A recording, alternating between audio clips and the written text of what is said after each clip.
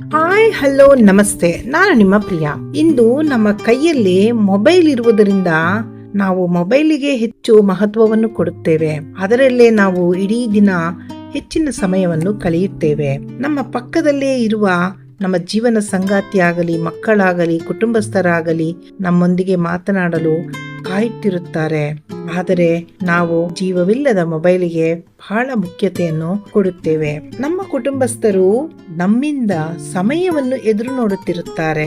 ನೀವು ಅವರ ಜೊತೆ ಆಡಿದ ಕ್ಷಣಗಳನ್ನು, ಅವರ ದಿನನಿತ್ಯದ ಆಗು ಹೋಗುಗಳನ್ನು ಹೇಳಿಕೊಳ್ಳಲು, ನಮ್ಮಿಂದೇನಾದರೂ ಆಲೋಚನೆಗಳನ್ನು ಕೇಳಲು, ಸಂತೋಷದಿಂದ ಮಾತನಾಡಲು ಅಥವಾ ನಮ್ಮೊಂದಿಗೆ ತಮಾಷೆ ಮಾಡಿ ಮಾತನಾಡಲು, ನಗಲು ಅವರು ಎದುರು ನೋಡುತ್ತಿರುತ್ತಾರೆ ಎಂದು ನಿಮಗೇನಾದರೂ ಗೊತ್ತೇ? ಎಲ್ಲ ಮಧುರ ಸಮಯವನ್ನು ಏಕೆ ಕಳೆದುಕೊಳ್ಳಬೇಕು?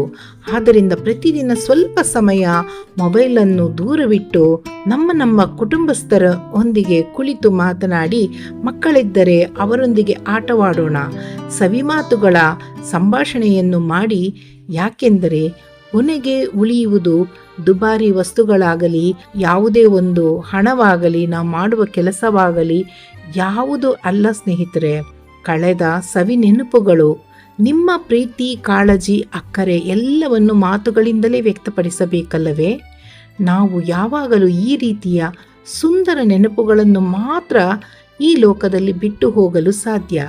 ಒಮ್ಮೆ ಯೋಚನೆ ಮಾಡಿ ಸ್ನೇಹಿತರೆ, ನಾವು ಎಷ್ಟು ಸಮಯ ನಾವು ಕುಟುಂಬಕ್ಕೆ, ನಮ್ಮ ಜೀವನ ಸಂಗಾತಿಗೆ, ಮಕ್ಕಳಿಗೆ ಕೊಡುತ್ತೇವೆಂದು ನಮ್ಮನ್ನೇ ನಾವು ಪ್ರಶ್ನೆಯನ್ನು ಕೇಳಿಕೊಂಡರೆ ಉತ್ತಮ. ಇದನ್ನು ಈಗಲಾದರೂ ಸರಿಪಡಿಸಿಕೊಂಡು ನಮ್ಮ ಜೀವನವನ್ನು ಸುಂದರವಾಗಿಸೋಣವೇ?